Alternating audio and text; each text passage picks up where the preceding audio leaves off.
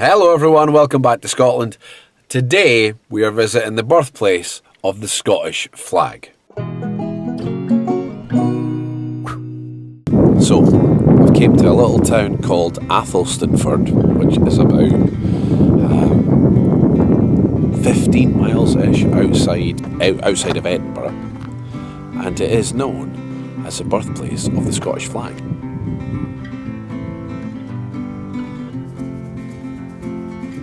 Now it is a Sunday, and it is kind of out of season to go to the Heritage Centre, but that doesn't mean we can't tell you the story.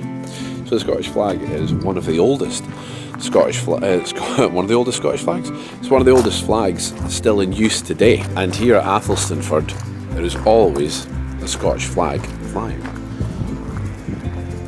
Tradition says that near this place, in times remote, Pictish and Scottish warriors about to defeat an army of Northumbrians saw against the blue sky a great white cross like St Andrew's, and in its image made a banner which became the flag of Scotland.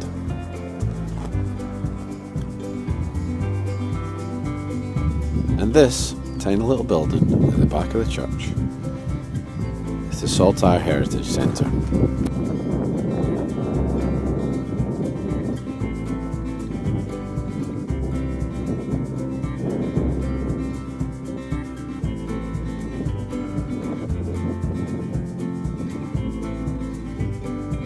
Which is actually closed right now.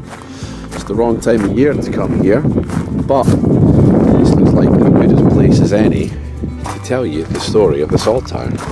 So, since we're here in the birthplace of the Scottish flag, I thought it'd be nice to, tell you the story, because it is quite a cool story.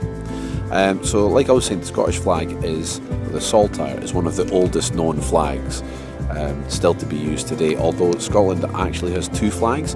It has the Saltire, the one that's flying right above us right now. There we go.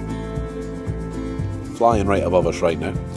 But it also has the Lion Rampant, which isn't the official flag of Scotland, but it is a flag that we still use. The Saltire is actually a blue background with a white cross going from corner to corner.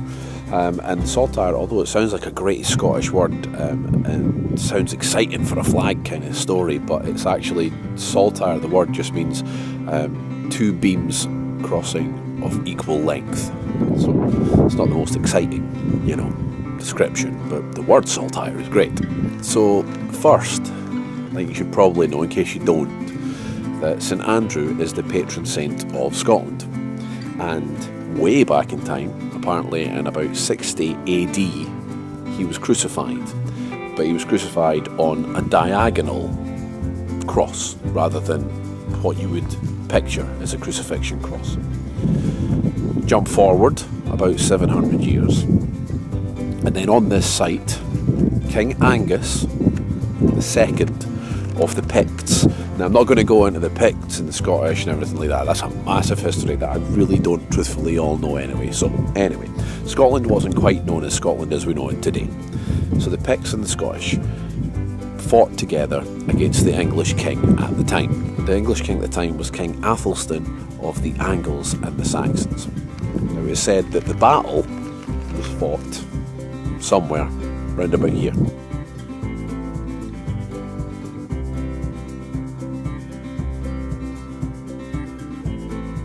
The night before, King Angus said a little prayer before he went to sleep and promised that if we won the battle, he was going to pronounce St Andrew the patron saint of Scotland.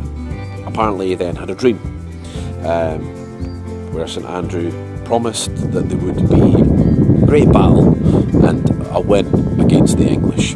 The next morning, on the way to the battle, the Scottish soldiers saw in a beautiful clear blue sky, much like we are today, a white cross. The clouds apparently formed a white cross in the sky. This spurred on the soldiers at the time, and then off they went into battle and they won the battle. And from that day forward, the Saltire, the Scottish flag, the cross was what was then symbolised the Scottish, and then eventually became the flag. And then the first known use of it as a flag was round about 1512, so quite a long time ago. But there we go, guys. That's kind of the story of the Scottish flag here at Athelstaneford. If you do fancy coming out here, be sure that you come at the right time of year. I knew this was going to be open today, but still, it's a beautiful day, so I thought it was a nice day to come down. If you want to go to the visitor centre, check the dates. It's got a website, go on, find it out, so you know that you come down at the right time. It's just a nice little building behind the church. Just a spot, really, just a nice spot to come. This is it, right here. It's not, you know, elaborate, or fancy, or anything like that. It's just a spot marking the birthplace of the Scottish flag, where a flag will always fly here. And there we go, guys. That kind of about brings it to an end for today. So until next time, bye humans.